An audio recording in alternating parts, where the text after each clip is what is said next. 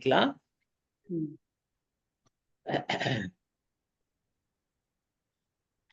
அன்பின் பரலோக தகப்பனே, இந்த மாலை வேளைக்காக நாங்கள் நன்றியோடு உம்மை துதிக்கிறோம், ஸ்தோத்திரிக்கிறோம்.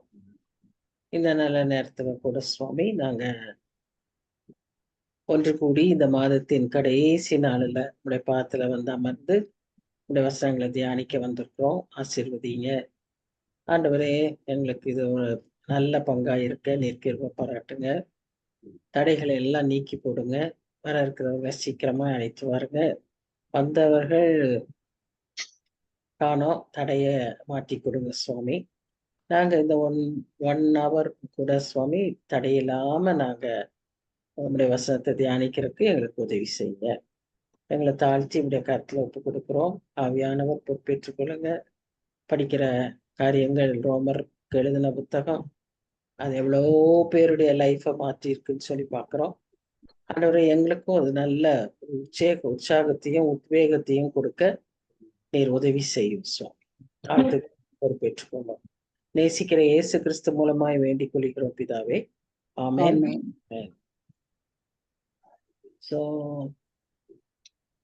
நாம் இன்னும் அந்த ஃபர்ஸ்ட் சாப்டர்ல ஃபியூ வேர்சஸ் பார்க்கணும். அதுக்கப்புறம் நம்ம செகண்ட் சாப்டருக்குள்ளாக போவோம். ஃபர்ஸ்ட் சாப்டரை பார்க்குறப்போ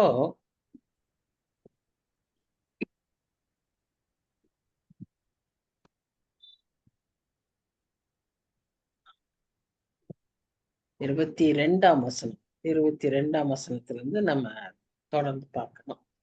22ஆம் வசனம் என்ன சொல்லுதுன்னு சொன்னா, அவர்கள், அதாவது வசனத்தை எதிர்க்கிறவர்கள், கர்த்தரை எதிர்க்கிறவர்கள், தங்களை ஞானிகள் என்று சொல்லியும் பைத்தியக்காரராகி அழிவில்லாத தேவனுடைய மகிமையை அழிவுள்ள மனுஷர்கள், பறவைகள், மிருகங்கள், ஊரும் பிராணிகள் ஆகிய இவைகளுடைய ரூபங்களுக்கு ஒப்பாக மாற்றினார்கள்.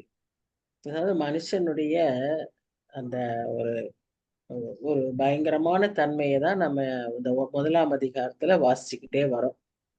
இப்போ அடுத்ததா அவர் சொல்லுற காரியம் என்னன்னா, தங்களையே அவங்க ஞானிகள்னு சொல்லிக்கிறாங்க. ஆனா ஆக்சுவலா அப்படி இருக்கிறாங்கன்னா பைத்தியக்கார நிலைமையில இருக்காங்க.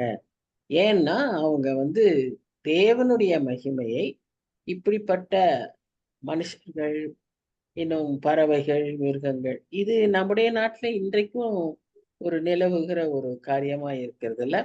அதாவது உண்மையை அவர்கள் எதிர்த்து அந்த உண்மைக்கு பதிலாக ஒரு பொய்யை அவர்கள் முக்கியப்படுத்துறதாக தான் நம்ம இங்க பார்க்கிறோம்.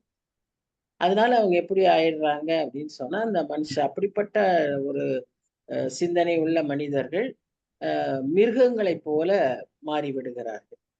அவர்களுக்கு அறிவில்லாதபடி, உணர்வில்லாதபடி, கர்த்தரை பற்றிய கர்த்தருக்கு கொடுக்க வேண்டிய மேன்மையை கொடுக்காதபடி, முக்கியத்துவத்தை கொடுக்காதபடி அவர்கள் மாறி போகிறதை நாம் பார்க்கிறோம். அதனால அவர்களுக்கு உண்மையை அறிந்து கொள்ளவே விரும்புவதில்லை. உண்மைன்னு சொல்றதை விட சத்தியம்னு சொல்லலாம். அந்த வார்த்தை இன்னும் கொஞ்சம் நல்லா இருக்கும் இல்லையா? சத்தியத்தை அறிந்து கொள்ள அவர்கள் விரும்புவதில்லை. அதனால என்ன ஆகுதுன்னா, ஒரு நன்றியற்ற மனிதர்களாய் இருக்கிறார். சத்தியம் தெரிஞ்சாதான் நமக்குள்ள என்ன இருக்கும்னா, கர்த்தர் நமக்கு எவ்வளவு அன்பா இருந்திருக்காரு, எவ்வளவு காரியங்களை நமக்காக செய்திருக்கிறாரு, அவர் என்ன செஞ்சுக்கிட்டு இருக்காரு எல்லாம் நமக்கு விளங்கும். அந்த சத்தியம் நமக்குள்ள இல்லைன்னா, சத்தியம்தான் வெளிச்சம், சத்தியம்தான் ஒளி. இல்லைன்னா நம்ம இருதயம் இருளாய் போகும், பாழாய் போகும். அதனால என்ன ஆகும்? வீண் சிந்தனைகள் நம்ம உள்ளத்துல எழும்பும்.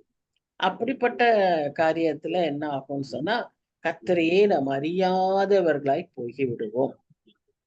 ஆனாலும் இரக்கமுள்ள கர்த்தர் அப்படிப்பட்ட காலங்களையும் அவர் என்ன எடுத்துக்கிறாரு, அறியாத காலங்கள்னு சொல்லி அதை மன்னிக்கிறதுக்கு அவர் ஆயத்தமாய் இருக்கிறார். ஆனா அறிந்து துணிகரமாய் செய்கிற பாவங்களுக்கு கர்த்தர் நிச்சயம் தண்டனை அளிப்பார். இதைத்தான் நம்ம இந்த வசனங்கள்ல பார்க்கிறோம். இந்த மனுஷனுடைய நிலைமையாக நாம் அதை பார்க்கிறோம். ஃபர்ஸ்ட் வந்து அவன் என்ன செஞ்சான்னா, சத்தியத்தை ஏற்றுக்கொள்ளல. அது ஒரு முதல் காரியம். இரண்டாவதா என்ன செய்யறான்னா, மிஸ்ரெப்ரசன்டேஷன் ஆஃப் காட். கர்த்தரை வேற விதமாக ப்ரொஜெக்ட் பண்றது. அதாவது அவனுக்கு தெரிஞ்ச விதமாக, அவன் விரும்புகிற விதமாக அதை ப்ரொஜெக்ட் பண்றது. அப்படிதான் என்னாச்சு, கிரியேஷனை வணங்க ஆரம்பிச்சாங்க. கிரியேட்டரை விட்டுட்டு கிரியேஷனை வணங்க ஆரம்பிச்சாங்க. கிரியேட்டருக்கு வேற வேற அவங்களுக்கு புரிஞ்ச மாதிரியான உருவங்களை அவர்கள் செய்ய ஆரம்பிச்சாங்க. அது வந்து போட்டோவா கூட இருக்கலாம், அல்லது பிக்சர்ஸா இருக்கலாம், அல்லது சிலைகள் அந்த மாதிரி ஸ்கல்ப்சர்ஸாவும் இருக்கலாம். இப்போ முந்தி நான் சின்ன பிள்ளையா இருக்கும்போது, இப்பெல்லாம் அந்த போட்டோஸே காணும். முந்தி சின்ன வயசுல நான் பார்த்திருக்கேன். காந்தி, இயேசு, ஒன்னா புத்தர் இருப்பாரு, இல்லைன்னா விவேகானந்தர் இருப்பாரு. இவங்க 3 பேரையும் சேர்த்து ஒரு போட்டோவா விற்பாங்க. அந்த பிக்சர்ஸ் நிறைய விற்பாங்க. அப்போ இயேசு கிறிஸ்துவை எப்படி அவங்க வச்சிருக்காங்கன்னா, காந்தி, இயேசு, மகான்கள் அந்த மாதிரி. நம்ம நிறைய நான் கிறிஸ்டியன் ஸ்டூடெண்ட்ஸ் ஏற்றுக்கொள்ளும் போது அவர்களுக்கும் இந்த தொடக்க நாட்கள்ல இப்படி ஒரு பிரச்சனை வரும். என்ன செய்வாங்கன்னா, அவங்க சாமி ரூம்ல இயேசு கிறிஸ்துவனுடைய போட்டோவை வச்சு அவங்க வந்து எங்க சாமி ரூம்ல இப்ப இயேசு கிறிஸ்து போட்டோ வந்திருக்கு, நாங்க இயேசு கிறிஸ்துவையும் வணங்குறோம் அப்படின்னுவாங்க. இப்ப நாங்க இந்த மாதிரி அவுட்ரீச் மினிஸ்ட்ரிக்கு எல்லாம் போற இடங்கள்ல அவங்க சொல்லுவாங்க, நாங்களும் உங்க கடவுளை வணங்குறோம் அப்படின்வாங்க. ஆனா அவங்களுடைய எல்லா செலிப்ரேஷன்ஸும் எல்லா ரிச்சுவல்ஸும் செய்வாங்க அவங்களுடைய கடவுளுக்கு. அப்புறம் இயேசு கிறிஸ்துவையும் வணங்குவாங்க. அப்படிப்பட்ட அது வந்து ஒரு பெரிய பாவம். அது என்ன பாவம்னா, கர்த்தருக்கு கொடுக்க வேண்டிய மகத்துவத்தை கொடுக்காமல் இருப்பது. அறியாமல் நாம் இந்த காரியத்தை செய்யக்கூடாது. நிறைய கிறிஸ்தவர்களும் கூட ப்ராட் மைண்டட் அப்படின்னு சொல்லி என்ன சொல்றாங்கன்னா, அவங்க செய்யறதையும் ஏற்றுக்கொள்கிறத நாம பார்க்கிறோம். ஏன்னா ஒரு சமாதானத்தோட வாழணும். அவங்க எப்படி பின்ன ஆண்டவரை அறிவாங்க? நாம இப்படி நம்மளை தனியா படுத்திக்கிட்டே இருந்தோம்னா அவங்களுக்கு எப்படி ஆண்டவரை அறிவாங்க அப்படின்னு சொல்லி அவங்களோட ஒத்து போனாதான் ஆண்டவர் அறியணும்னு நினைச்சு பேசுறவங்க நிறைய பேர். இன்றைக்கு நமக்கு வேற கிளியர் கட்டா we are separated, we are made holy because God is holy. So we have holinessனாலே separation அர்த்தம்.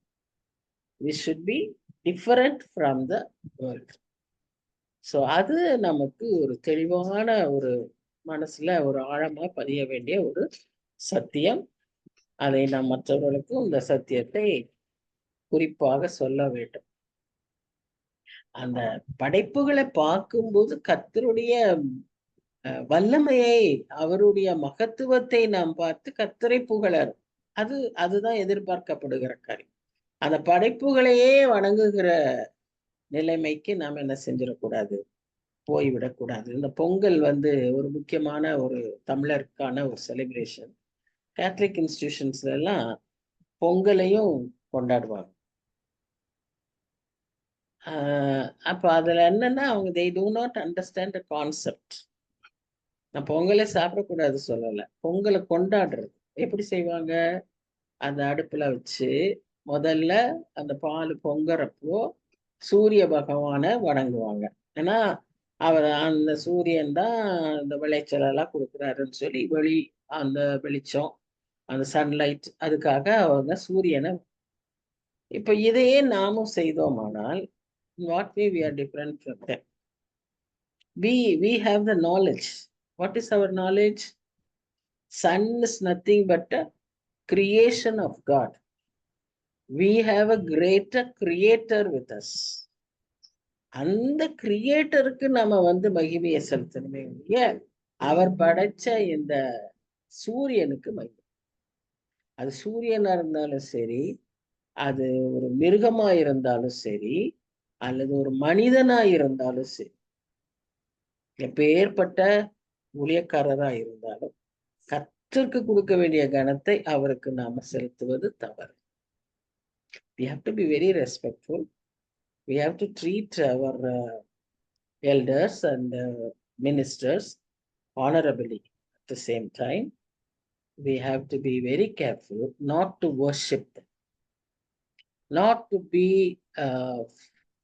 sort of ஃபாலோவர், ஒரு மாதிரி டிசைபிள், அந்த மாதிரி எல்லாம் ஆயிடக்கூடாது. So we have to be very very careful in this respect. அப்ப 24, 25, 26, 27, 28 இந்த வசனங்க ஏன் அப்படி எல்லாம்னா ஒரே காரியத்தை சொல்லுங்கிறதுனால இதை அப்படி வரிசையா நிறைய வசனங்களை ஒன்னா போட்டிருக்கேன். கிறிஸ்தவமே ஒரு சரண்டர்ட் லைஃப்பை பற்றியது, ஒரு கான்செக்ரேட்டட் லைஃப். அதுதான் கிறிஸ்டியன் லைஃப், ஒப்பு கொடுக்கிறது. இது கிறிஸ்டியன் லைஃப் பிகின்ஸ் வித் ஒப்பு கொடுத்தல், சரண்டர். ஆனா இந்த வசனத்துல நாம என்ன பார்க்கணும்னா, கர்த்தர் நம்மை ஒப்பு கொடுக்கிறார். நம்மைன்னு நம்ம இங்க சொல்ல முடியாது, ஏன்னு சொன்னா கர்த்தரை எதிர்க்கிற மனுஷரை பற்றி இங்க பேசுது. அப்படிப்பட்ட மனுஷர்களை கர்த்தரே ஒப்பு கொடுக்கிறார் என்று சொல்லி 3 இடத்துல வாசிக்கிறோம் இந்த கடைசி வசனங்கள். அதுல முதல் வசனம் 24ல பார்த்தீங்கன்னா, இப்படியெல்லாம் அவங்க எதிர்த்து அவர்கள் அந்த கிரியேட்டரை மிஸ்ரெப்ரசன்ட் பண்ணி அவருக்கு ஒரு இமேஜ் ஃபார்ம் பண்ணி அதை வணங்கிக்கிட்டு இருக்கிற. இதனாலதான் இன்னைக்கு நம்ம இந்த சிலைகள் எல்லாம் ஆலயத்துல இருக்கக்கூடாது என்று நாம் சொல்கிறோம். அப்படிப்பட்ட சிலை வணக்கங்கள் அறியாம ஏதாவது ஒரு விதத்துல இந்த இமேஜஸ் எல்லாம் வந்துடக்கூடாது, போட்டோஸ் வந்துடக்கூடாது. அதையெல்லாம் நம்ம இருந்தாலும் அதை முக்கியப்படுத்தக்கூடாது. சரி, ஒரு போட்டோஸ் இருக்கலாம். இப்ப நம்ம குடும்ப போட்டோஸ் எல்லாம் கூட இருக்கலாம். இப்ப அப்பா போட்டோ எல்லாம் இருக்கலாம். ஆனா அப்பாவை நம்ம நினைச்சு அதே நம்ம அப்படியே ஆராதிக்கிற மாதிரி நம்ம என்ன செய்யக்கூடாது, அந்த மாதிரி வணங்குகிற அந்த மாதிரி ஒரு நிலைமைக்கு நம்ம என்ன செஞ்சிடக்கூடாது, போயிடக்கூடாது. அதுக்குதான், அதனாலதான் அதை அவாய்ட் பண்ணணும்னு சொல்றோம். ஆனா இங்க நம்ம அப்படிப்பட்ட ஜனங்கள் என்ன செய்யறாங்கன்னு சொன்னா, அதோட நிக்கிறது இல்லை. ஏன்னா கர்த்தரை விட்டு விலகி இருக்கிறாங்க இல்லையா, அப்போ அவங்களுக்கு அந்த மொராலிட்டியே இருக்காது. they will not know what is right and what is wrong. அப்ப என்ன ஆயிடுது, அவங்க இருதயத்தில் உள்ள இச்சைகளினாலே, இருதயத்திலிருந்து என்ன வரும்னு சொல்லி மார்க்கு சுவிசேஷத்துல வாசிக்கிறோம், மத்தேயு சுவிசேஷத்துல வாசிக்கிறோம். இருதயத்திலிருந்து தான் எல்லா பொல்லாப்பும் வருதுன்னு சொல்லி. அப்ப நம்ம இருதயம் எப்படின்னா ஒரு கார்பேஜ், ஒரு கார்பேஜ் ஸ்டோரிங் பிளேஸ். அதுல பாத்தீங்கன்னா கிளறி பார்த்தா எல்லா விதமான நாட்டமும் இருக்கும் இல்லையா, அந்த மாதிரி நாட்டமான ஒரு இடம் தான் நம்மளுடைய இருதயம். எரேமியா 17ஆம் அதிகாரத்துல வாசிக்கிறோம், மகா கேடும் தீர்க்கும் உள்ளது நம்முடைய இருதயம். It can become very hard, கல்லான இருதயமாகவும் மாற முடியும்னு வாசிக்கிறோம். சோ அந்த மாதிரியான அந்த இருதயத்தில் உள்ள இச்சைகளினாலே ஒருவரோடொருவர் தங்கள் சரீரங்களை அவமானப்படுத்தத்தக்கதாக தேவன் அவர்களை அசுத்தத்திற்கு ஒப்பு கொடுத்தார். When you reject God, when you want to rebel against God, கர்த்தரே நம்மை அப்படிப்பட்ட ஒரு கேடான வாழ்க்கைக்கு ஒப்பு கொடுத்து விடுவார். நம்ம அந்த நிலைமைக்கு என்ன செய்திடக்கூடாது, போய்விடக் கூடாது. கர்த்தர் அப்படி ஒப்பு கொடுத்துட்ட ஒரு நிலைமையில நம்ம திரும்ப மீளவே வர முடியாது. நமக்கு இந்த மனம் திரும்புதல், ரெஸ்டோரேஷன், இதெல்லாம் நமக்கு ஏற்படவே வராது. ரெக்கன்சிலியேஷன் எதுவும் நேரிடாது. ஏன்னு சொன்னா நமக்கு அதையெல்லாம் நம்மால செய்யறது இல்லை. நமக்குள்ள நம்ம இருக்கிற ஆவியானவர் அதையெல்லாம் நமக்குள்ள அப்படி செய்து கொடுக்கிறார். அப்போ அதை நாம் செய்ய முடியாம போயிட்டோம். 25ஆம் வசனம், தேவனுடைய சத்திய ஒன்று அது அசுத்தம், இரண்டாவது சத்தியத்தை அவர்கள் பொய்யாக மாற்றி சிருஷ்டிகரை தொழுது சேவியாமல் சிருஷ்டியை தொழுது சேவித்தார்கள், அவரே என்றென்றைக்கும் ஸ்தோத்திரிக்கப்பட்டவர், ஆமென். தேவனுடைய நாமத்தை காட்டுக இந்த உலகத்துல வேற எந்த நாமமும் வல்லமை உள்ளதல்ல. ரட்சிக்கப்படுவதற்கு வேற எந்த நாமமும் இல்லைன்னு சொல்லி பவுல் அப்போஸ்தலர் நடபடிகள்ல எழுதி வச்சிருக்கார்.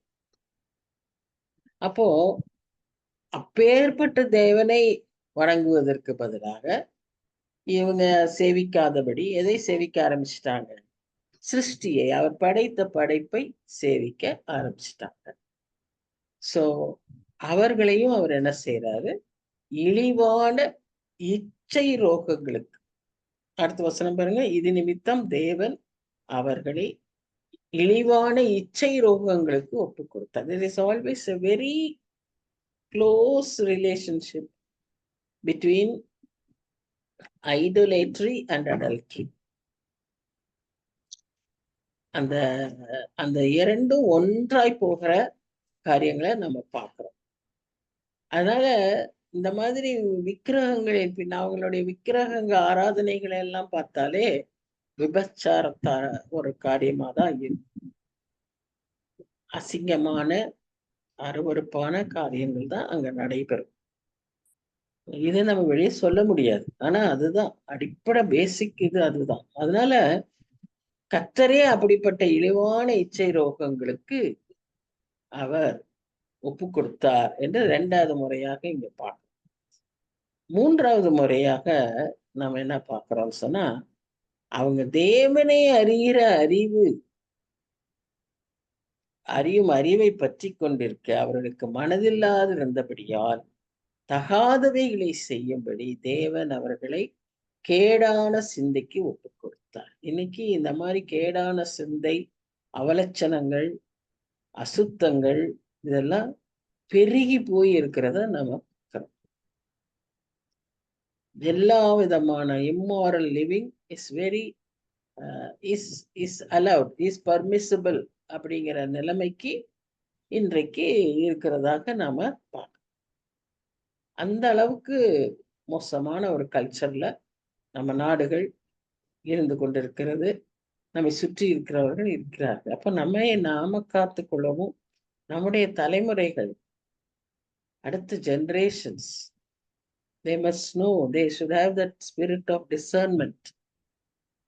எது லிமிட், எது வரைக்கும் நாம இதை பண்ணணும், எது வரைக்கும் நாம இதை பண்ணக்கூடாது அப்படிங்கிறதெல்லாம் நாம பிள்ளைகளுக்கு சின்ன வயதிலிருந்தே அதை கற்றுக் கொடுக்கணும். அதான் சின்ன வயசுலேயே பிள்ளைகள் கர்த்தரை நேசிக்க பழக்கி கொடுத்துடணும். கர்த்தரை நேசிப்போமானால், அப்படி நேசிப்பவர்களானால் நாம அந்த மாதிரி காரியங்களை செய்ய மாட்டோம். ஒரு இது படிச்சேன், இன்சிடென்ட் படிச்சேன். அந்த பொண்ணு பேர் ஜூடி. அவ அவளுடைய ஏதோ ஃபைனல் இது இன்டர்ன்ஷிப் எல்லாம் முடிச்சு அந்த ஃப்ரெண்ட்ஸ் எல்லாம் வீட்டுக்கு போறாங்க. அப்போ அந்த பொண்ணு அன்னைக்கு லாஸ்ட் டே, அதனால அவங்க தே ஆல் ஆஸ் யூஷுவல் இந்த இவங்களெல்லாம் தே வில் ஹேவ் பார்ட்டிஸ் இல்லையா, ஃபைனல் டேன்னு சொன்னா they will have all night parties. அந்த மாதிரி அதுல எல்லாமே every thing is allowed, every thing is permissible, அப்படிப்பட்ட ஒரு பார்ட்டி. ஸோ அந்த மாதிரி ஒரு பார்ட்டி அரேஞ்ச் பண்ணி அதுக்கு போறாங்க. எல்லா ஃப்ரெண்ட்ஸ் எல்லாரும் சேர்ந்து போகுது. This girl Judy is a good Christian girl. அவன் என்ன சொன்னா, நான் I will not come to this party alone. எல்லா செலிப்ரேஷன்லையும் அவளும் பங்கு பெற்றுக்கொண்டா, அப்போ கான்ட்ரிபியூட் பண்ணா, அவளும் எல்லாம் என்ஜாய் பண்ணா, எல்லாம் முடிஞ்சது. இந்த ஈவினிங் அந்த ஓவர் நைட் இதுக்கு நான் வரமாட்டேன்னு சொல்லிட்டேன். அப்போ அவன் ஃப்ரெண்ட் ஒருத்தி கேலியா சொல்றான், Y will your father beat you அப்படின்னு கேட்குறான். அதுக்கு அவ சொல்றா, no, I don't want to hurt my father because I love him. அவர் என்ன ஹர்ட் பண்ணுவாரு, அடிப்பாருன்னு பயந்து நான் இந்த காரியத்தை செய்யல. அவரை நான் அதிகமா நேசிக்கிறேன். அவரை நான் வருத்தப்படுத்தக்கூடாது. அவர் இப்படி நான் செய்ததுனால அவர் வருத்தப்படுவாரு, அதனால நான் அதை செய்ய மாட்டேன். ஸோ எவ்வளவு கிளியர் கட் அண்டர்ஸ்டாண்டிங் இல்லையா? இதுதான் பரலோக பிதாவினோடும் நமக்கு இருக்க வேண்டிய ரிலேஷன்ஷிப்.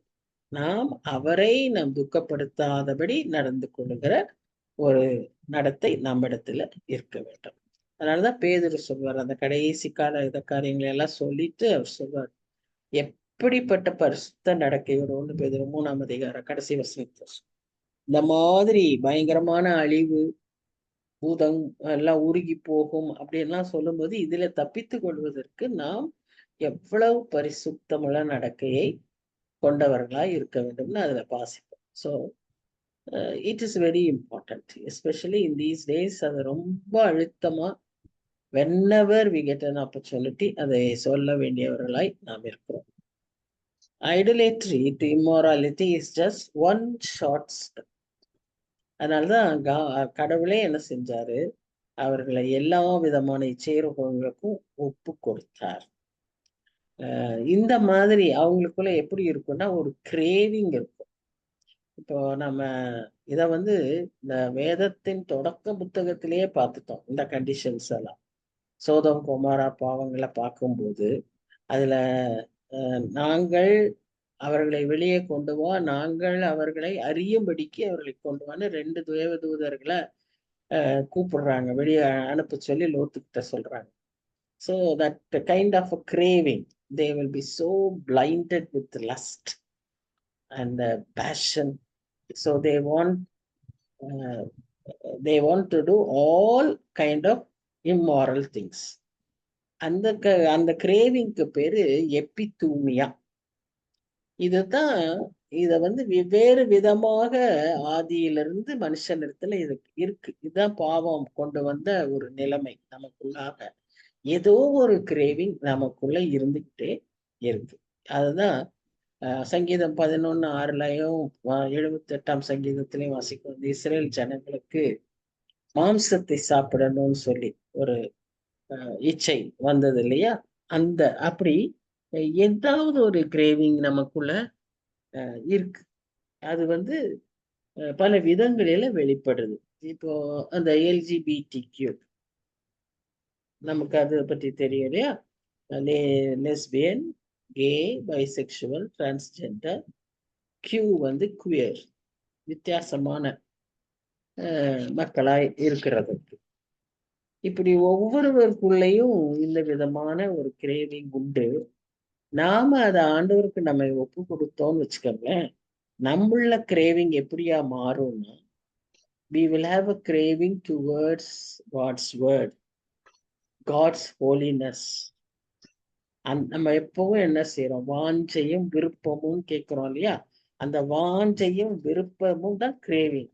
இதை வந்து ஆண்டவர் எப்படி வச்சிருவாரு, அதை பரிசுத்தப்படுத்துறதுனால, ரத்தத்தினால நம்ம கழுவுறதுனால நம்ம இந்த விதத்துல அந்த கிரேவிங்க கொண்டு வந்துருவாரு. ஆனா அதுக்கு முன்னால மாம்சத்துல இருக்கும்போது எந்த மாதிரி கிரேவிங் இருக்கும், இந்த சாதாரண உணவிலிருந்து அந்த கிரேவிங் இருக்கும்னு சொல்லி நாம பார்க்கணும். எசேக்கியேல் 16ஆம் அதிகாரம், அதுல வந்து நீங்க பாத்தீங்கன்னா, இந்த சகோதரியான சோதோமின் அக்கம், நம்ம பொதுவா சோதோமுடைய பாவங்களை வந்து இந்த மாதிரி இல்ல பிளஷ் லஸ்ட் அப்படின்னு தானே பாக்குறோம். அதுல அவருக்கு கொடுத்துருக்கிற இன்னொரு ஆஸ்பெக்ட் ஆஃப் த சோதோமி சின்ஸ் என்னன்னு பாத்தீங்கன்னா, கர்வமும், அதாவது எசேக்கியேல் 16:49 கர்வமும் ஆகார திரட்சியும் நிர்விசாரமான சாங்கோம்பங்கம் ஆகிய இவைகளே உன் சகோதரியான சோதோமின் அக்கிரமம். சிறுமையும் எளிமையுமானவனுடைய கையை அவன் பலப்படுத்தவில்லை. என் முகத்துக்கு நேராக தங்கள் கைகளை உயர்த்தி அருவருப்பானதை செய்தார்கள். இதுதான் அந்த சோதோம் குமாரனுடைய முழு பாவம். நாம வெறும் இந்த செக்ஷுவல் இதை மாத்திர பாக்குறோம். அது மாத்திரம் இல்ல, இந்த விதமாய் அவங்க வாழ்ந்திருக்காங்க. ப்ரௌட் பீப்புளா இருந்திருக்காங்க. ஏழை எளிய மக்களை அடுக்கி இருக்காங்க. அவங்கள கண்டுக்காமே இருந்திருக்காங்க. அது அப்படி கூட இருக்க முடியும். எனக்கு அதுதான் ரொம்ப ஆச்சரியம். எனக்கு அதுவே ஒரு பெரிய ஐ ஓப்பனரா இருந்துச்சு. எப்படின்னா, some of us our own people, காலேஜ்ல என் கூட ஒர்க் பண்றாங்க ஒரு ஸ்டாஃப். அவர் ரிச்சுன்னு சொல்லிட முடியாது, பட் கொஞ்சம் கொஞ்சம் நம்ம விட கொஞ்சம் மேல கொஞ்சம் பணம் நிறைய இருந்தது. ஏன்னா அவங்க அப்பா எல்லாம் பிசினஸ், அதனால கொஞ்சம் பணம் இருந்தது. அவ வந்து காலேஜ் எக்ஸ்கர்ஷன் போகிறவங்கள பெரிய காலேஜ் டூர், பெரிய டூர், அந்த மாதிரி டூர். அப்ப அதுல சில பிள்ளைகளுக்கு வந்து முடியல, அந்த மாதிரி பே பண்ணறதுக்கு நிறைய அமௌண்ட் பே பண்ண முடியல அப்படின்னு சொன்னா அவளால புரிஞ்சுக்க முடியல. காலேஜ் ஸ்டூடெண்ட்ஸ் இப்படி வந்து எக்ஸ்கர்ஷனுக்கு காசு இல்லாம இருக்கிறோன்னு வந்து ஹெல்ப் கேட்குற நிலைமையில இருப்பாங்களா மிஸ் அப்படின்னு கேட்குறான். வந்து என்னைய கேட்டான். நான் சொன்னேன், உனக்கு தெரியாது, எங்களுக்கு டிபார்ட்மெண்ட்ல ஃபீஸ் கட்ட முடியாம இருக்கிறவங்களே நிறைய பேர் இருக்காங்க. அவளுக்கு அதெல்லாம் புரியவே இல்லை. அவ்வளோ பெரிய ஆச்சரியம். அது எப்படி அப்புறம் எப்படி காலேஜ்க்கு வந்து படிக்க வராங்க? காலேஜ்ல வந்து படிக்கிறவங்களுக்கு இப்படி எல்லாம் நிலைமை இருக்குமா? You see, they are so blinded. கண்ணை கட்டி அவங்களுடைய வாழ்க்கை அதே இதுல இருக்கிறதுனால what is happening outside they are not able to know about it. அந்த ஐஸ்வர்யாவானும் அந்த ஏழை லாசரவை பத்தி நம்ம வாசிக்கிறோமே, அந்த கதையிலே அதே கதை தான். வாசப்படியிலே தான் தினமும் உட்கார்ந்து இருந்தார். ஆனா அவனை பற்றி அவனுக்கு கவலையே இல்லை. அவனை பற்றி அவன் நிலைமையே அவனுக்கு தெரியாது. அவனுக்கு என்ன பிரச்சனை, அவனுக்கு என்ன தேவை, அவன் ஈஸியா அதை வந்து அவனுடைய தேவைகளை நிவர்த்தி செஞ்சிருக்கலாம். நாய்க்கு தூக்கி போடுறான், ஆனா அவனுக்கு கொடுக்கணும்னு அவனுக்கு என்ன தெரியல. ஏன்னா their eyes are blinded. We should never become like that. அதனால நமக்கெல்லாம் விமோச்சனமே கிடையாது. அந்த மாதிரி நிலைமையில நாம் இருந்தோமானால் நம்ம கர்த்தர் இடத்துல பக்கத்துல கூட நிக்க முடியாது. கர்த்தரோட நம்ம வாழணும்னு சொன்னா கர்த்தருடைய அந்த மனதுருக்கம், அவருடைய மன இரக்கம், அந்த குணாதிசயங்கள் நம்மிடத்துல காணப்படும். இப்ப நம்மை அவர் அப்படிப்பட்ட ஒரு வாழ்வுக்கு ஒப்பு கொடுத்துருவாரா? அது ஒரு பெரிய danger. We have to be very very careful. So அது அது வந்து it is a kind of judgement. அந்த ஒப்பு கொடுத்தாருன்னு பாக்குறோம் இல்லையா, அதுவே கர்த்தர் செய்கிற பெரிய நியாய தீர்ப்பு. கர்த்தரே பாவத்துக்கு நம்மை விட்டு விடுகிறார். பாவத்திலிருந்து மீட்க தேவன் அவருடைய குமாரனை நமக்கு அனுப்புனாரு. ஆனா இந்த நிலைமையில என்னன்னா அவரே அவங்கள பாவத்துக்கே விட்டுறாரு. Self destruction. இது ரொம்ப நாம கேர்ஃபுல்லா இருக்கணும். இந்த அதிகாரத்தை அந்த 28ல இருந்து அந்த அந்த வசனங்கள்ல 3 முறை அதை வந்து பவுல் சொல்லியிருக்கிறார். So God is giving us up. இதே வசனத்தை இதே மாதிரி ஓசியா 4ஆம் அதிகாரம் 17ஆம் வசனத்துல வசிக்கிறோம். அக்கிரமத்துக்கு ஒப்பு கொடுக்கிற, பாவத்துக்கு ஒப்பு கொடுக்குற. It's a judgment. It is a judgment. So we have to be very very careful. நம்ம ஏதோ ஒரு ஜட்ஜ்மெண்ட்னா எப்போ ஏதோ விதங்கள்ல தான் இருக்கும்னு இல்லை. God's wrath can show in many ways. அது ஒவ்வொரு விதமா நமக்கு ஆண்டவர் காமிச்சுக்கிட்டே இருக்காரு. இதுல வந்து இந்த மாதிரி அவர் காண்பிக்கிறார். அந்த நிலைமைக்கு நம்ம ஒருபோதும் போய்விட கூடாது. ஸோ அது நிறைய இடத்துல நம்ம அதை வாசிக்கிறோம். 29, 30, 31, 32 இந்த வசனங்கள்ல அவங்க செய்த பாவங்களை எல்லாம் ஒரு பெரிய லிஸ்ட் போட்டு கடைசியில சொல்றாரு, இப்படிப்பட்டவைகளை செய்கிறவர்கள் மரணத்துக்கு பாத்திரவான்களாய் இருக்கிறார்கள் என்று தேவன் தீர்மானித்த நீதியான தீர்ப்பை அவர்கள் அறிந்திருந்தும் அவைகளை தாங்களே செய்கிறதும் அல்லாமல் அவைகளை செய்கிற மற்றவர்களிடத்தில் பிரியப்படுகிறவர்களுமாய் இருக்கிறார்கள். எஸ்கேப்பே கிடையாதுங்க. வசனம் நம்மை நியாயம் தீர்க்கும். எவ்வளோ தெளிவா எழுதியிருக்கு பாருங்க. வசனம் ஒரு பெரிய லிஸ்ட் போட்டிருக்கு. சகலவித அநியாயத்தினாலும், வேசித்தனத்தினாலும், துரோகத்தினாலும், பொருளாசையினாலும், குரோதத்தினாலும் நிறையப்பட்டு, பொறாமையினாலும், கொலையினாலும், வாக்குவாதத்தினாலும், வஞ்சகத்தினாலும், வன்மத்தினாலும் நிறைந்தவர்களுமாய். இது ஒரு செட்டு. அப்புறம் வருது, புறம் கூறுகிறவர்களுமாய், அவதூறு பண்ணுகிறவர்களுமாய், தேவ பகைஞருமாய், துராகிருதம் பண்ணுகிறவர்களுமாய், அகந்தை உள்ளவர்களுமாய், வீம்புக்காரருமாய், பொல்லாதவைகளை யோசித்து பிணைக்கிறவர்களுமாய், பெற்றோருக்கு கீழ்ப்படியாதவர்களுமாய். இது பாருங்க, எவ்வளோ பெரிய பாவங்கள்லாம் சொல்லியிருக்கு. ஏதோ கொலகார, மர்டரர், ஒரு பெரிய கன்விக்ட், அப்படிப்பட்டவன் செய்யற எல்லா காரியத்தையும் சொல்லிட்டு அதுல ஒரு அடிஷன், ஒரு கமா, என்னது, பெற்றோருக்கு கீழ்ப்படியாதவர். So this sin is also equal to all these sins.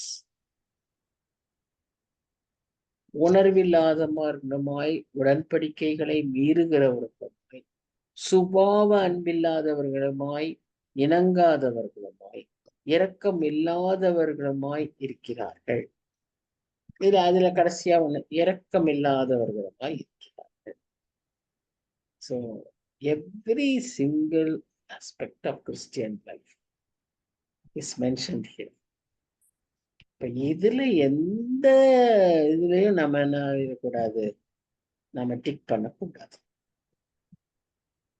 இதுல என்ன இருக்கு இந்த லிஸ்ட்ல, அதை டிக் பண்ணுங்க அப்படின்னா இதுல ஒண்ணும் கூட நம்ம டிக் பண்ணாதபடி இருக்க வேண்டும். ஏன்னா இப்படிப்பட்டவங்கள செய்தவங்களுக்கு என்ன முடிவுன்னு போட்டிருக்கு, மரணத்துக்கு பாத்திரராய் இருக்கிறார். அது தேவன் தீர்மானித்து நீதியான தீர்ப்பு. இதை அறிந்திருந்தும் அவர்கள் என்ன செய்யறாங்க, அதை அவங்களே செய்யறாங்க. அது மாத்திரமல்ல, அப்படி செய்கிறவர்களோட அவங்க பிரியமாயிருக்கு. Tell me your friend and I will tell you who you are. Shakespeare அந்த காலத்துல. So whom are we associate? நம்முடைய ஃபெலோஷிப் யாரோட இருக்கு? ஜெபிக்கிறவர்களோட இருக்கா? நாம இப்படி சேர்ந்து ஊழியம் செய்யறவங்களோட இருக்கா? அல்லது இப்படி காசிப்பர்ஸ்ட, சபையில பிரிவினை உண்டாக்குகிறவர்கள், சபையில பிரச்சனை பண்றவங்க, குடும்பத்துல பிரச்சனை பண்றவங்க, அப்படிப்பட்டவர்களோட நாம ஐக்கியமாயிருக்கோம். So we have to be careful in our choice and in our fellowship, in our association. So இந்த எல்லா விதமான இந்த பாவங்களும் எங்கிருந்து வருது? மனுஷன் கர்த்தரை அறிய வேண்டிய விதத்துல அறியாததினாலே. கர்த்தர் யார் என்பதை அவன் அறிஞ்சிருந்தார், அவருடைய அன்பை தெரிஞ்சிருந்தார், அவருடைய அறிவை தெரிஞ்சிருந்தா, அவருடைய வல்லமையை தெரிஞ்சிருந்தா, அவருடைய பரிசுத்தத்தை தெரிஞ்சிருந்தா, அவர் நமக்கு செய்த தியாகத்தை அறிந்திருந்தது, இந்த பாவத்துல எல்லாம் அவன் சிக்கிக்கொள்ளவே மாட்டான். ஆனா அதை மறைப்பான். பிசாசு என்ன செய்வான், அதை கம்ப்ளீட்டா ஷேர் பண்ணிடுவான். அப்போ நமக்கு அதுல அந்த கிளாரிட்டியே இருக்காது, அதை பற்றிய ஒரு அறிவே இருக்காது. And so our life will become to such a worst level of standards. So இதுதான் அந்த முதல் அதிகாரத்துல ரொம்ப அவுட்ரைட்டா பவுல் எழுதுறாரு. பவுல் அந்த ரோமாபுரியருக்கு அதிகமாக அவர் விசிட் பண்ணணும்னு நினைச்சாரு. அந்த மக்களை அதிகமா நேசிச்சாரு. அந்த மக்களுக்காக நிறைய காரியங்களை சொல்லணும்னு நினைச்சாரு. வேற வழியே இல்லாம அவர் அந்த காரியங்களை எல்லாம் அவர் எழுதி நிருபங்களாய் அவர் நம்ப தகுந்த ஒரு பெண்ணிடம்தான் அதை அனுப்பினார். பெபையாள், ஃபீபி என்று சொல்லக்கூடிய ஒரு பெண்ணிடத்தில் அதை கொடுத்து அனுப்பினார். சீக்கிரமா நான் வருவேன்னு சொல்லியிருந்தேன் அப்படின்னு சொல்லி அதை எழுதி அனுப்பினார். He had a big burden regarding this Jews in the Rome. அவர் இதை அட்ரஸ் பண்றதே ரோமன்ஸ்க்கு தான், ரோமன் ஜூஸ்க்கு தான் அட்ரஸ் பண்றாரு. நாட் டு த நான் கிறிஸ்டியன் ரோமன்ஸ். அவங்களுடைய கல்ச்சர் வேற, அவங்களுடைய பிலீஃப் வேற, அவங்க திங்கிங் வேற. இவருடைய பாரம் எல்லாம் அங்கே வாழ்கிற சிதறடிக்கப்பட்டு போன யூதர்கள், அங்குள்ள ஜூயிஷ் கிறிஸ்டியன்ஸ், அவங்க ஸ்டாண்டர்ட் எப்படி கர்த்தர்க்கேற்ற விதமாய் உயர்த்தப்பட வேண்டும், அததான் அவர் அதிகமாய் பிரயாசப்பட்டு இந்த நிருபங்கள்ல எழுதினார். சரி, இந்த நிருபத்துல ரொம்ப முக்கியப்படுத்துற ஒரு காரியம், ரெண்டு காரியத்தை அதிகமா வலியுறுத்துறாரு. ஒண்ணு காட்ஸ் ஜட்ஜ்மெண்ட், தேவனுடைய நியாய தீர்ப்பை பற்றி. ரொம்ப 14ஆம் வசனத்துக்கு அப்புறம் தேவ நியாய தீர்ப்பை பற்றி பேசுறாரு. 14 வசனம் வரைக்கும் மனுஷனுக்கு கொடுக்கப்பட்ட மனசாட்சியை பற்றி பேசுறாரு. சோ ரெண்டு பகுதியா நம்ம பார்க்கலாம், மனசாட்சி, நியாய தீர்ப்பு. இந்த முதல் பகுதியில மனசாட்சி. ஒரு பெரிய அறிஞர் என்ன சொல்றாருன்னா, conscience is a man's compass. எப்படி ஒரு கப்பலுக்கு ஒரு நேவிகேஷனுக்கு அந்த காம்பஸ் வந்து எப்படி அவங்களுக்கு வழிகாட்டுமோ, இந்த வழியில போகணும், அந்த வழியில டைரக்ஷன். ஏன்னா கடல் வந்து ஒரு பெரிய பாடி ஆஃப் வாட்டர். அதுல எப்படி how you know the route? இப்போ கடலுக்கே போக வேண்டாம்.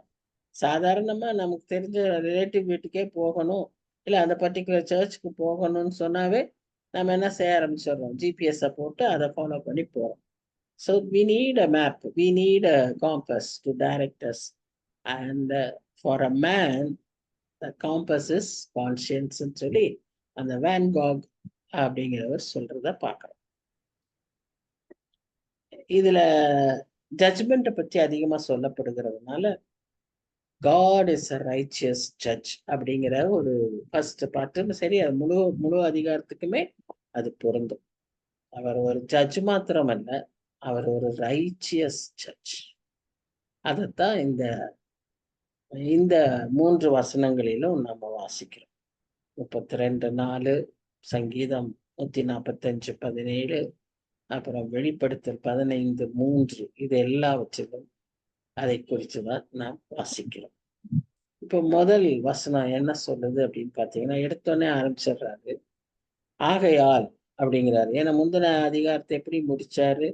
அவ்வளோ ஒரு கேடான ஒரு மனிதனுடைய ஸ்டாண்டர்டை சொல்லிட்டு இப்போ சொல்றாரு, ஆகையால் நீ மற்றவர்களை குற்றவாளியாக தீர்க்கிறாயே, நீ யாரானாலும் சரி, உனக்கு போக்கு சொல்ல இடம் இல்லை. ஏன்னு சொன்னா, நீ எதையெல்லாம் குற்றமா தீர்க்கிறையோ அதையெல்லாம் நீயே செய்யற. அப்ப நீ எப்படி மற்றவர்களை குறித்து குற்றவாளியாக தீர்க்க முடியும்? இந்த அதிகாரத்துல, இந்த நிருபத்திலேயே பவுல் வந்து one kind of writing, one kind of மெத்தடை ஃபாலோ பண்றாரு. அதுக்கு பேரு டயாட்ரைட் அப்படிங்கிற மெத்தட். அதாவது ஒரு ஸ்டூடெண்ட்டும் ஒரு டீச்சரும் பேசுற மாதிரி டயலாக்ஸ். அப்பப்போ வந்து டயலாக் மெத்தட் இந்த இந்த என்டையர் சாப்டர்லாம் எழுதப்பட்டிருக்கிறது. அதுல வந்து எப்படி இருக்குன்னா, கேள்விகள் கேட்கப்படும். ஏதோ இப்படி ஸ்டேட்மெண்ட்ஸா எஸ்ஏ டைப்ல இல்லை. எபிரேயர் நிருபம் எல்லாம் பார்த்தீங்கன்னா எஸ்ஏ டைப்ல இருந்தது.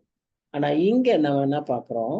It is a dialogue method. அப்பப்போ கேள்விகள் கேட்கப்படும், அப்பப்போ பதில் சொல்லப்படும், இன்ஸ்ட்ரக்ஷன்ஸ் வரும். அந்த மாதிரியான ஒரு மெத்தட். இது நமக்கு கொஞ்சம் ஈஸியா இருக்கும் புரிஞ்சுக்கிறதுக்கு.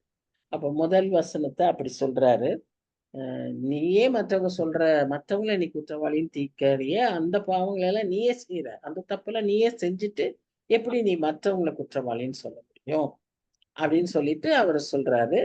இப்படிப்பட்டவங்களை எல்லாம் செய்யறவங்களுக்கு தண்டனை இருக்குன்னு சத்தியத்துல நாம் அறிஞ்சிருக்கிறோம்.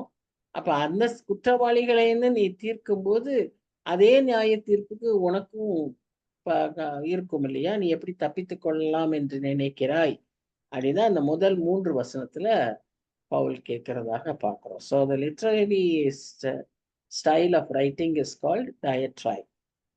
Imaginary dialogue with a student or an opponent, அதாவது டிபேட்டர் மாதிரி. வேற நமக்கு எதிராக டிபேட் பண்றவங்களுக்கு விளக்கி சொல்ற மாதிரி, அல்லது ஒரு ஸ்டூடெண்ட்டுக்கு சொல்ற மாதிரி. சரி, இதுல வந்து முக்கியப்படுத்துறது என்னன்னா, God is a righteous judge. அப்போ நம்ம ரைச்சியஸ்னஸ் அது வந்து ஒரு ஃபெயிலியர். நம்மால ரைச்சியஸா இருக்க முடியாது. ஏன்னா நாம கர்த்தர் கொடுத்த வெளிப்பாடுகளை சரியா புரிஞ்சு கொள்ளல. அதனால நமக்கு அந்த குறை உண்டு. நாம அதனால என்ன செய்ய ஆரம்பிச்சிடுறோம்? கர்த்தரை சரியா விளங்கி கொள்ளாம நாம கர்த்தருடைய நீதியை அறிந்து கொள்ளாம நம்மை நாமே நீதிமான்களாக நினைத்து கொள்கிறோம். மற்றவர்கள் செய்கிற குற்றத்தை பெருசா பார்க்கிறோம். ஆனா நம்ம கண்ணுல பெரிய உத்தரம் இருக்கு. ஆனா மற்றவர்கள் கையில இருக்கிற ஒரு சின்ன தூசை பெருசா நம்ம பார்க்கிறோம்னு சொல்லி பார்க்கிறோம். இந்த வசனங்கள் எல்லாம் பார்க்கிறோம். மத்தேயு 7:4, 2 சாமுவேல் 12. நமக்கு நல்லா தெரியும், நாத்தான் தீர்க்கதரிசி தாவீதுக்கு தன்னுடைய இதை வந்து சொல்றாரு. அவர் செய்த குற்றத்தை அவருக்கு உணர்த்துகிறார். ரொம்ப அழகா உணர்த்துவார் இல்லையா? ஒரு கதை சொல்லி. அப்போ அந்த அந்த ஆட்டை திருடினவன் அந்த ஆட்டுக்கு இது பண்ணவனுக்கு என்ன செய்ய வேணும்னு சொல்லும்போது, எல்லா பயங்கரமான தண்டனையா தாவீது சொல்லும்போது, அது நீதான் சொல்றாரு. ஸோ அந்த மாதிரி இப்படி உணர்த்தி நிறைய சமயத்துல நாமோ நாமே நீதிமான்களாய் நினைத்து கொண்டு நாம அந்த தப்பு செஞ்சிருக்க மாட்டோம்னு நினைச்சு வேற யாருன்னு நினைச்சு நம்ம செய்வோம். இப்போ இன்னும் இதே ஒரு சிமிலர் சுச்சுவேஷன் ஆமான் மொர்தகாய். ராஜா வந்து இப்படியெல்லாம் செஞ்சவனுக்கு என்ன செய்யணும்னு ஒன்னு ஆமான் நினைச்சுக்குவான், தனக்கு தான் செல்ல போறான்ட்டு பல காரியங்களை சொல்லுவான். கடைசியா அவர் சொல்றாரு, அப்படியெல்லாம் நீ போய் மொர்தகாய்க்கு செய்யுன்னுவார். அப்புறம் ஆமான் வந்து ஒரு பெரிய தூக்கு மொர்தகாய்க்கு செஞ்சு வச்சாரு. அதுல அவனுடைய மகன்களையும் அவனையும் சேர்த்து போட்டாங்க. ஸோ இந்த மாதிரி நிறைய சமயத்துல நாமே self boosting and we think we are self righteous. அந்த ஒரு எண்ணம் வந்துருச்சுன்னு வைங்களேன், நம்ம மற்றவங்களை கண்டம் பண்ணுவோம், மற்றவங்களை குற்றவாளிகள் ஆக்குவோம். ஒரு தடவை எக்ஸ்கர்ஷன் போகும்போது ஒரு பொண்ணு, நான் போயிட்டு வந்தோன்னே அந்த எக்ஸ்கர்ஷன்லேயே நான் அப்படி இப்படி பார்க்குறப்பெல்லாம் அந்த பொண்ணு அவன் என்ஜாயே பண்ணல. அவ ரொம்ப ஒரு மாதிரி அலூஃபா இப்படி சோகமா உட்காந்துருந்தா. அதுக்கப்புறம் அங்க முடிஞ்சு வந்த பிறகு டிபார்ட்மெண்ட்ல ஒரு சிஸ்டர் இருக்காங்க, அவங்கள்ட்ட போய் சொன்னான். நான் கேத்தலிக் இன்ஸ்டியூஷன்ல தான் ஒர்க் பண்ணேன், அதனால எனக்கு அவங்கள பற்றி நல்லா தெரியும். அந்த சிஸ்டர் கிட்ட தான் போய் சொன்னா, இந்த மாதிரி அந்த என்னால இந்த எக்ஸ்கர்ஷனே என்ஜாய் பண்ணவே முடியல. ஏன்னு சொன்னா எல்லாம் பாவம் செய்யறாங்க மிஸ், சிஸ்டர் எல்லாரும் பாவம் செய்யறாங்க. மிஸ்ஸும் வந்து அவங்க கூட போயிட்டே இருக்காங்க, டெம்பிளுக்கு போறாங்க, அந்த பிள்ளைங்க பின்னாலேயே போறாங்க, எல்லாரும் பாவம் செய்யறாங்க, டெம்பிளுக்கு எல்லாம் போறாங்க, சினிமா பாட்டு கேட்கறாங்க, இதே தான் அவங்க செஞ்சுக்கிட்டு இருக்காங்க. அவளால கொஞ்சம் கூட அதுல கலந்து கொள்ள முடியும். நான் வந்து அவ கலந்து கொள்ளாததை அப்ரிஷியேட் பண்றேன். ஆனா மற்றவங்க எல்லாம் தப்பு செய்யறாங்கன்னு சொல்ற அந்த குணம் இருக்கே, அது வந்து ஒரு பெரிய தப்பு. சுயமாய் தன்னை நீதிமான் என்று நினைத்து கொள்ளுகிற அவளுக்கு அவ்வளவு பாரம் இருந்தா வந்து என்ன சொல்லியிருக்கணும், என்கிட்டயே வந்து சொல்லியிருக்கலாம், மேம் நம்ம இந்த மக்கள் இதை வச்சு இந்த ஸ்டூடெண்ட்ஸ்க்காக என் ஃப்ரெண்ட்ஸ்க்காக ஜெபிக்கலாம் மேம், இப்படி இருக்காங்க மேம், தெரியாம இருக்காங்க மேம், அப்படி சொல்ல அவங்க மேல ஒரு பாச கரிசனை வரல. அதுக்கு பதிலாக அவங்க மேல என்ன செய்ய வந்துட்டா, குற்றவாளியாக்கி. இன்னைக்கு நிறைய பேர் உலகத்துல அப்படித்தான் இருக்காங்க. they will take some verses பார்ப்பாங்க, அது மாதிரி இவங்க செய்யலையா, அது மாதிரி செய்யறாங்களா, செய்யாதவங்க எல்லாம் குற்றவாளிக்கு. அது வந்து சுயநீதியின் வெளிப்பாடு. அது கர்த்தர் ஏற்றுக்கொள்வதே இல்லை. அததான் இந்த அதிகாரத்துல அவர் முக்கியமா சொல்றாரு. இப்ப முதல் அதிகாரத்துல பவுல எழுதும் போது அவர் என்ன சொன்னாருன்னா, அன்றைக்கு இருந்த யூத மக்களிடத்திலும் யூத கிறிஸ்தவர்களிடத்திலும் ரோம் நகர்ல வாழ்ந்த மக்களிடத்துல காணப்பட்ட முக்கியமான நொட்டோரியஸ் சின்ஸ் எல்லாம் அவர் சொன்னார். இந்த இடத்துல அவர் என்ன சொல்றாருன்னா, அப்படி ஒரு நொட்டோரியஸ் சின்னர்ஸ் இல்ல, ஆனா கொஞ்சம் மாரலிஸ்ட், நல்லவங்களாட்டம் இருப்பாங்க, நல்லவங்களாயே இருப்பாங்க, but they are not perfect. இந்த பொண்ணு மாதிரி they are not committing grave mistakes, but they are doing mistakes. அது அவங்களுக்கு தெரியல. அந்த மாதிரி மக்களை தான் இப்ப அட்ரஸ் பண்றாரு. அவர் சொல்றாரு, அந்த மாரலிஸ்ட்ன்றவங்க நிறைய பேர் இருக்காங்க. ஃபார் எக்ஸாம்பிள் அவர் ஒரு கமெண்டேட்டர் எழுதியிருந்தாரு, நீரோவுக்கு ஒரு மாரலிஸ்ட் இருக்காராம். பாருங்க, அந்த பெரிய பெரிய தலைவர்களுக்கு, கொடூரமான தலைவருக்கு கூட ஒரு அட்வைசர் வந்து ஒரு மாரலிஸ்ட் தான். நிறைய பேர் சொல்லுவாங்க, இப்ப நம்ம மினிஸ்டர்ஸ்க்கெல்லாம் கூட நிறைய கிறிஸ்டியன் ஐஏஎஸ் ஆபீசர்ஸ் தான் அட்வைஸ் பண்றாங்க, ஆலோசனைகளை அவங்கள்ட்ட கேட்பாங்கலாம் சொல்றாங்கல்ல. அது மாதிரி அங்கேயும் அப்படித்தான் இருக்கும். செனிக்கான்னு ஒரு பெரிய politician, he was the moral advisor to நீரோ. இப்போ பால் எல்லாம் லிஸ்ட் பண்ணியிருந்தால அந்த முந்தின அதிகாரத்துல ஒரு பெரிய லிஸ்ட் ஆஃப் சின்ஸ், அந்த சின்ஸ் எல்லாம் சின்னு சொல்லி ஈவன் செனிகா would agree. ஏன்னா Seneca is not a Christian, he's a moralist. அவர் வந்து ஆமா நீங்க சொல்றதுதான், இந்த அக்கிரமம் எல்லாம் இந்த உலகத்தை, இன்னைக்கு இப்படி உலகத்தார் நிறைய பேர் நம்மோட கூட சேர்ந்தே பேசுவாங்கல்ல, ஆமாமா இதெல்லாம் அக்கிரமம், இவ்வளவு அக்கிரமம் நடக்குது, இந்த பயங்கரம் நடக்குது, இப்படி ஏமாத்துறாங்க, இப்படி லஞ்சம் வாங்குறாங்க, எல்லாம் தப்பு எல்லாரும் சொல்லுவாங்க. அவங்களுக்குள்ள என்ன எண்ணம்னா, at least whether it is true with our people, இந்த செனிகாவுக்கு என்ன, I am not like that, You see? இது யாரு சொன்ன மாதிரியே இருக்கு. அந்த 2 பேர் போய் ஜெபம் பண்ணாங்க இல்லையா, பரிசேயனும் ஆயக்காரனும். இந்த பாவியை போல நான் இல்லை அப்படின்னு சொல்லுவார் பார்த்தீங்களா. அதுதான் சுயநீதி. இன்னைக்கு இந்த ஆட்டிடியூடும் இந்த எண்ணமும் நம்மில் அநேகருக்கு உண்டு. நமக்குள் அப்படி வந்துவிடக்கூடாது. ஜாக்கிரதை உள்ளவர்களாக. கர்த்தர் அதை ஏற்றுக்கொள்வதில்லை. அதை பெரிய பாவமாக கருதுகிறார். அவங்க மாரலிஸ்ட்க்கு வந்து அதுக்கு முந்தின செட்டில் பார்த்தோம், அந்த பாவம் எல்லாம் பார்த்தோம். அதை செஞ்சவங்க, அதுல சின்ன சின்ன பாவங்களும் இருந்தது. இரக்கமில்லாதவங்க, இணங்காதவர்கள், ஒன் ஹூ டசன்ட் என்ன சொல்றது, அட்ஜஸ்ட். இணங்காதவர்கள்னா ஒரு விட்டு கொடுத்து போறது இல்லை, அட்ஜஸ்ட் பண்றது இல்லை அவங்களும். அப்புறம் கீழ்ப்படியாத, பெற்றோருக்கு கீழ்ப்படியாதது, இதெல்லாம் கூட அந்த பாவ லிஸ்ட்ல இருக்கு. சின்ன சின்ன பாவம், ஆனா அதுல இருக்கு. ஸோ அதையெல்லாம் எஸ்கேப் பண்ணி வந்துட்டாலும் இந்த மாரலிஸ்ட், they will not be guilty of their actions, but they will be guilty of their attitude. Sometimes it is not only our attitude, actions bring the punishment. Our attitudes also bring punishment. ஏன்னா கர்த்தர் நம்ம செய்யற நன்மைகளை, தீமைகளையே விட்டுருங்க, நன்மைகளையே நாம் செய்யும் போது கர்த்தர் நம்முடைய மோட்டிவ்ஸ் தான் பாக்குறாரு. What is your motive? நீ இவ்வளவு பணம் இந்த மினிஸ்ட்ரிக்கு கொடுக்குறியா? What is your motive? நீ போய் இதை செய்யறியா? What is your motive? ஏழைகளுக்கு உதவி செய்யறியா? நீ நல்ல காரியம் செய்யற, but what is your motive? நிறைய பேருடைய மோட்டிவ் வந்து செல்ஃப் க்ளோரியா இருக்கும், அல்லது எதையோ ஒண்ணு பிராயசித்தமா அவங்க அதை செஞ்சுக்கிட்டு இருப்பாங்க. God never asks for any such things and he will never get appeased by these things. நாம் என்ன நோக்கத்தோட செய்கிறோம் அது ரொம்ப ரொம்ப முக்கியம். எதை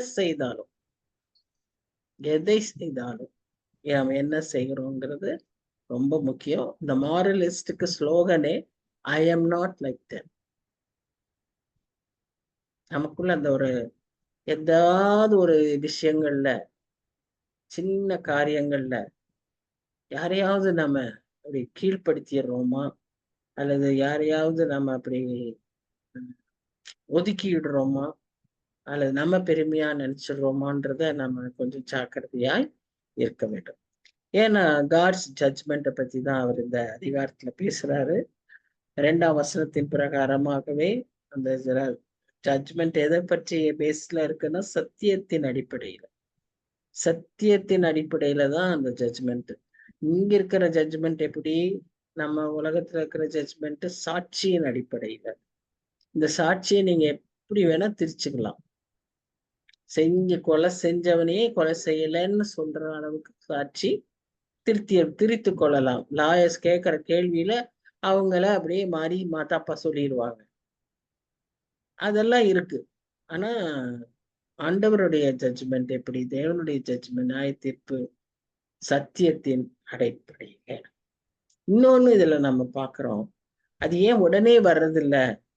சில சமயத்துல முன்பெல்லாம் உடனுக்குடனே தண்டனை வந்துச்சு. இப்பெல்லாம் ஏன் தண்டனை அப்படி உடனுக்குடனே வர்றதில்லைன்னா, அக்கிரமத்தின் பாத்திரம் நிரம்பணும்னு சொல்லிதான்.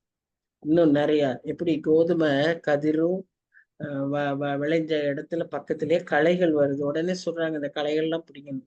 இல்ல வை வரட்டும், அறுப்பு காலத்துல அதை அறுத்துக்கலாம், அப்பதான் பிரிக்கிறது ஈஸின்றாரு. ஸோ காட் இஸ் அலோவிங் அப்போ தப்பு செய்யறவங்க, அக்கிரமம் செய்யறவங்க எல்லாம் ஒரு வேலை செழித்திருக்கிறத பார்த்தாலும், அல்லது நாமே அப்படி காரியங்களில் செழிப்பா இருக்கிறோம்னு நினைச்சுக்கிட்டாலும், இப்ப இது தப்பா இருந்தா கர்த்தரை இந்நேரம் தண்டிச்சிருப்பது, எனக்கு ஒண்ணுமே அவர் செய்யல, அதனால நான் தப்பு செய்யல அப்படின்னு நினைத்து கொண்டு திரும்ப திரும்ப தப்பு செய்து கொண்டிருப்போமானால் கர்த்தர் வெயிட் பண்றாருன்றதுதான் இன்னைக்கு நமக்கு செய்தி. அக்கிரமம் நிரம்புறதுக்காக காத்திருக்கிறார். Storing up for the day of judgement. இது பயங்கரம் இல்லையா? பயங்கரம். அப்பப்ப அடி விழுகுதா? ரொம்ப சந்தோஷப்படுங்க. சில சமயம் நம்ம செஞ்சதுக்குள்ள, அது செஞ்சு முடிச்சு வீட்டுக்கு வரக்குள்ள அடி விழுந்துடும். Very good, because God is alert, God is conscious of you, and he is immediately, he loves you so much, he corrects you. நிறைய பேருக்கு அது அவங்க தப்பு செய்யறாங்கன்னு அவங்களுக்கே தெரியாதபடி ஆழமா பாக்குறப்பல நம்ம சில பேர் பிடிபடுறாங்க. அதுல பாக்குறவங்க எத்தனைய ஸ்டோர் பண்ணி உள்ள வச்சிருக்கிறாங்க, எவ்வளவு திருட்டுத்தனம் பண்ணியிருப்பாங்க, எவ்வளவு வருஷமா சேர்த்து வச்சிருப்பாங்க. crores and crores and so much of gold and so much of things, all because they were not immediately punished.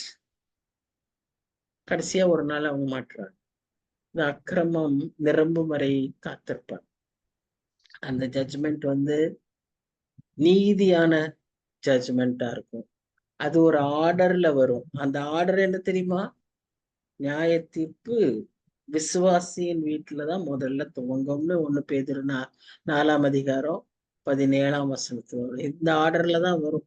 அவங்கள்ட்ட எல்லாம் முடிச்சிட்டு நமக்கு வராது, நம்மகிட்ட முடிச்சிட்டு தான் அங்க போகும். எப்பவுமே இந்த டெஸ்ட், இந்த ரேஸ், ரன்னிங்ல இதெல்லாம் இல்ல, இந்த ஒரு காம்படிஷன், இதுல எல்லாம் ஃபர்ஸ்ட் போறவங்களுக்கு கொஞ்சம் அது வீக்னஸ் தான். ஏன்னா நிறைய தெரியாது. பின்னால வரவங்க கொஞ்சம் அதெல்லாம் பார்த்து they will learn and they will know the technique. First போறவங்க அவங்க அப்படியே பிளண்டா ஃபேஸ் பண்ணணும். அந்த இது என்ன, இந்த நியாய தீர்ப்புல விசுவாசிகளுக்கு தான் அது. So we have to be perfect. பர்ஃபெக்டா இல்லைன்னா மாட்டிக்கும். சரி, 4வது 5வது வசனம் என்ன சொல்றதுன்னா, தேவ தயவு நீ குணப்படும்படி உன்னை ஏவுகிறது என்று அறியாமல் அவருடைய தயவு, பொறுமை, நீடிய சாந்தம் இவைகளின் ஐஸ்வர்யத்தை அசட்டை பண்ணுகிறாயோ. இன்னைக்கு உலகத்துல நிறைய பேர் அதுதான், வராருன்னு சொல்லிட்டே இருக்கிறாங்க, இதுல கர்த்தர் தண்டிப்பாருன்னு சொல்றாங்க. எங்க ஒன்னும் நடக்கலையே. உன் மனக்கடினத்திற்கும் குணப்படாத இருதயத்திற்கும் ஏற்றபடி தேவனுடைய நீதியுள்ள தீர்ப்பு வெளிப்படும் கோபாக்கினை நாளிலே உனக்காக கோபாக்கினையை குவித்துக் கொள்கிறாயே. சேர்த்து வச்சு கொடுப்பாரு. God accumulates his punishments, his wrath, and then he will deliver it. எவ்வளவு பயங்கரம் இல்லையா? அப்பப்ப அடி வாங்குறது எவ்வளவு பெருசு. அதுதான் நீதிமான் 7 தடவை விழுந்தாலும் எழுந்திருப்பான், விடுவான், ஆனா எந்திரிச்சிருவான். ஏன்னா கர்த்தர் உடனே அவனுக்கு ஹெல்ப் பண்ணுவான். ஏன்னா அவன் உடனே கர்த்தரை நோக்கி பார்ப்பான். ஸோ அந்த மாதிரி இருக்கணும் நம்மளுடைய relationship with God. We should never become insensitive to God. We should never be far away from God. பேதுரு அதுதான் செஞ்சான். தூரத்திலே பின் சென்றான். அவன் தூரத்துல பின் சென்றதுனாலதான் கர்த்தருடைய அந்த சர்க்கிள் அவன் இல்லை. அதனால அவன் நிறைய தப்புகளை செய்யறான், மறுதளிக்கிறான், எல்லா தப்பும் சபிக்கிறான். சோ இல்லைன்னா அவனுக்கு ஞாபகம் வந்திருக்கும், அன்று சொல்லியிருக்கிறார்ல, நான் ரொம்ப கேர்ஃபுல்லா இருக்கணும்னு நினைச்சிருப்பான். அதுலயே எச்சரிச்சுட்டாரு அவனுக்கு. ஆனா அவன் ஏன் அதை செய்யலைன்னா இதான் காரணம். ஆனாலும் God is merciful, God is loving. அவனை குறித்து திட்டம் இருந்து அதை நிறைவேற்றணும்னு ஆண்டவர் செய்தார், அது வேற. But it may not be so for every one of us. So we have to be very, very careful. His nature is love. ஆனா மனுஷன் அவருடைய அன்பை எல்லாவற்றையும் என்ன பண்ணிட்டான், வித்தியாசமா அத தனக்குரியதாக செல்பிஷாக பயன்படுத்தி கொண்டு அதை ஒரு சாக்காக வைத்து மேலுக்கு மேலும் அவருடைய இரக்கம், அன்பை, அவர் அன்கண்டிஷனல் லவ், அன்கண்டிஷனல் ஃபர்கிவ்னஸ் இதெல்லாம் அவர்கிட்ட இருக்குது.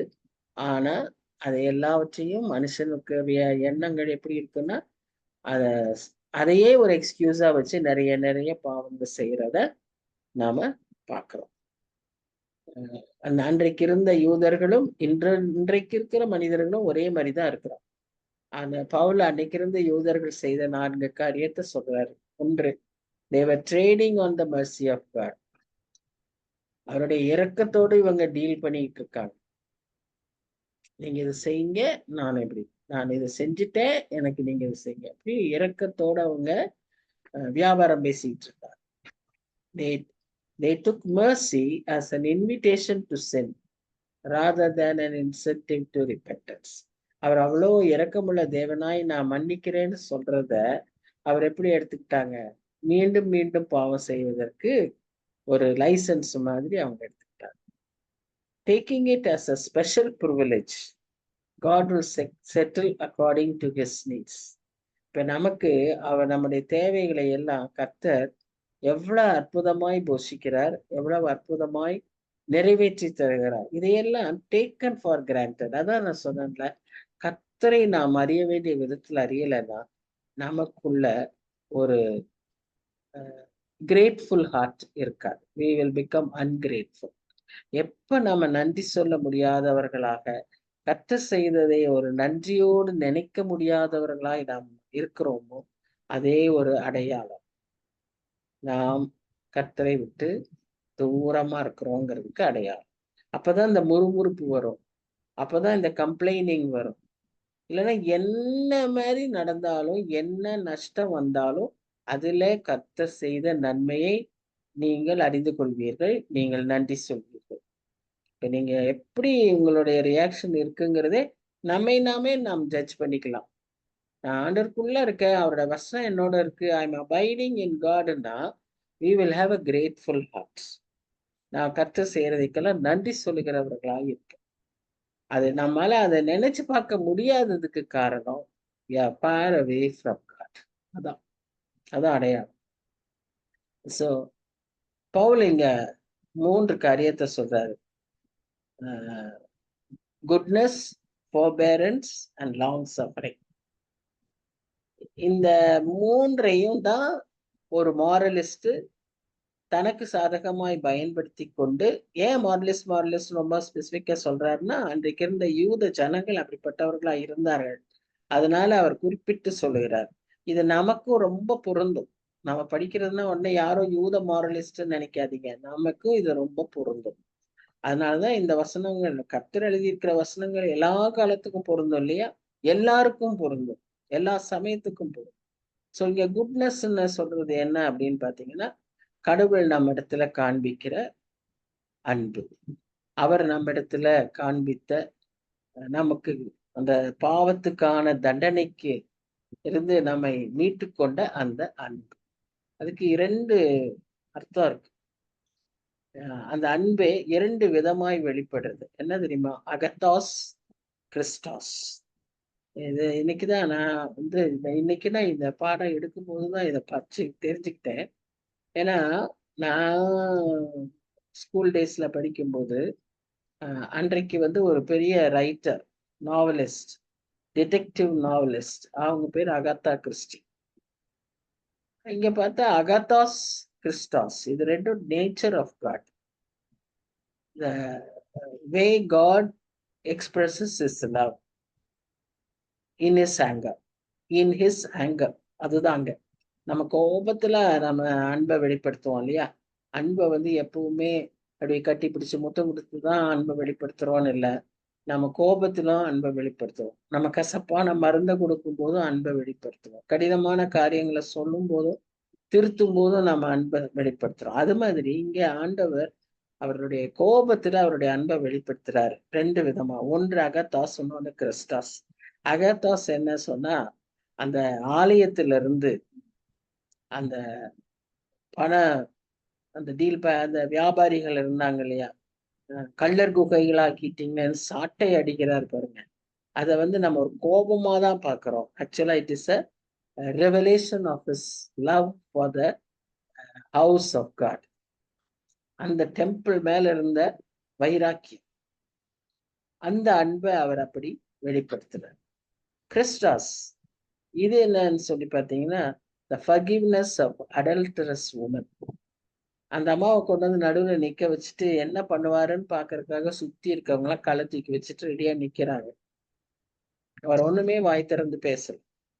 அந்த அம்மாவோடு சரியா அவர் உட்கார்ந்தார். That is the first act of love. Identifying himself with the sinner. அப்புறம் எழுதுறாரு, இங்க இருக்கிற நீங்க யாராவது தப்பு செய்யாதவங்க இருந்தா முதல்ல கல்ல போடுங்க. He knows nobody is perfect.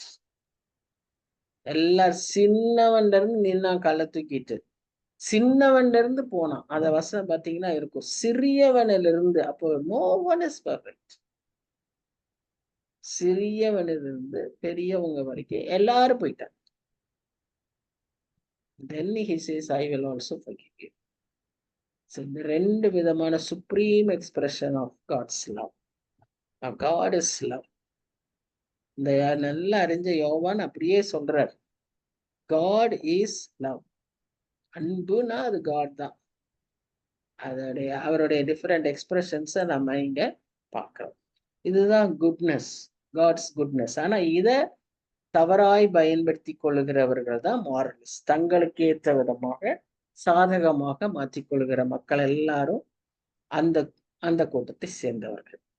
இரண்டாவதாக ஃபோர்பேரன்ஸ், அதாவது பழைய பாவத்துக்கு அவர் இப்படி மன்னிப்பை கொடுத்தார், பழைய பாவம்னா ஜென்ம பாவத்துக்கு அவர் இப்படி மன்னிப்பு கொடுத்தார். நாம இப்ப செய்து கொண்டிருக்கிற பாவத்திற்கு அவர் எப்படி தன்னுடைய அன்பை வெளிப்படுத்துறாருன்னா நீடிய பொறுமை, விட்டு பிடிக்கிறார். எவ்வளோ நாளுக்கு ஆட்டு, சரி நீ எப்போ திரும்புவ, எப்போ வருவ, எப்போ திருந்துவ அப்படின்னு காத்துக்கிட்டே இருக்காரு. இந்த நீடிய பொறுமை அது என்னவாகுது, அந்த ஜட்ஜ்மெண்ட் அப்படியே இழுத்து வச்சிருக்கிறார். நீ திருந்திடுவ, நீ திருந்திடுவேன்னு ஒரு ஆஸ்பெக்ட், அக்கிரமம் நிறையணும்னு சொல்லி இன்னொரு ஆஸ்பெக்ட், நீ என்னிடத்துல வருவேன்னு காத்துக்கார். ரெண்டு, அந்த நீடிய பொறுமை, withholding the judgment has dual effects. One, to wait for you to go into further sinning. The other aspect is waiting for you to repent and come to him for forgiveness. அது எந்த time வந்தாலும் உடனே அவர். மூன்றாவது long suffering. இது என்னன்னு சொன்னா இனி வரக்கூடிய நம்முடைய பாவங்கள், நாளைக்கும் நம்ம தப்பு செய்வோம், நாளைக்கும் நம்ம பாவம் செய்வோம் அப்படின்னு அவருக்கு தெரியும். அதனால அதற்காகவும் பொறுமையாய் காத்திருக்க பேஷன்ஸ். இந்த மூன்று விதத்துல கர்த்தர் தன்னுடைய அன்பை நமக்கு வெளிப்படுத்துறாரு. ஆனா இந்த மூன்று விதமான கர்த்தருடைய அன்பின் வெளிப்படுத்தலையும் மாரலிஸ்ட்ன்னு சொல்லக்கூடிய பெரிய பாவிகள் அல்லாத நல்லவர்கள் என்று சொல்லக்கூடிய கிறிஸ்தவர்கள் இதை பயன்படுத்தி இதை நாம என்ன செய்யறோம், துஷ்பிரயோகம் பண்ணுகிறோம். இதை சரியா புரிந்து அதற்கேற்ற விதமாக நம்ம சரிப்படுத்தி கொள்ளாம நாமும் இதை அட்வான்டேஜா எடுத்து நாம வாழ்ந்து கொண்டிருக்கிறோம் என்பதை பவுல் வலியுறுத்துகிறார். இதுதான் இது மட்டுக்கும் அவர் சொல்லியிருக்கிற காரியங்கள். இது அடுத்த கிளாஸ் நிறைய லாங் ட்ரெயில். ஸோ இதை நெக்ஸ்ட் ஸ்டடியில பார்ப்போம். ஸோ இது வரைக்கும் நாம பார்த்தது கர்த்தர் அவருடைய அன்பை எப்படி வெளிப்படுத்துகிறார். முதல் பகுதியில அவர் தன்னை பற்றி அவர் மனுஷனுடைய மனசாட்சியை குறித்து பேசுகிறார். இன்னும் அந்த மனசாட்சியினுடைய ஆஸ்பெக்ட் இன்னும் வரல. நம்ம இந்த முதல் 3-4 வசனங்கள்லயே இருக்கிறோம். அதுலயே இவ்வளவு காரியங்களை நாம புரிந்து கொள்ள முயற்சித்து கொண்டிருக்கிறோம். நம்ம இன்னும் கொஞ்சம் தள்ளி வரும்போது end of this first part of the 14 verses we will be discussing about conscience also. God's nature, God's judgment, அதுல எப்படி அவர் what does he judge, what does he expect, what does he allow, இதெல்லாம் நம்ம பார்க்கணும். So இதெல்லாம் இன்னும் கொஞ்சம் நம்மளுடைய spiritual life sharpen ஆக, இன்னும் கொஞ்சம் பர்ஃபெக்ட் ஆக, இன்னும் நாம் தேறினவர்களாய் எப்படி இருக்கணும்னா இதன் அடிப்படையில நம்ம வாழ்க்கையை உராசி பார்க்கும்போது நிச்சயமா நமக்கு தெரியும். நம்ம சில இடங்கள்ல நாமளும் இப்படி இந்த மாதிரி காரியங்கள்ல ஒத்து போயிட்டு இருக்கிறோம். we should stop this, we should be more firm, more clear cut அப்படிங்கிறதெல்லாம் இப்போ நம்ம கற்றுக்கொள்வோம். இப்படி நம்ம ஒவ்வொரு நாளும் கற்றுக்கொண்டேதான் இருக்கிறோம், ஒவ்வொரு நாளும் வளர்த்து கொண்டேதான் இருப்போம். அப்பதான் நம்ம பர்ஃபெக்ட் ஆக முடியும்.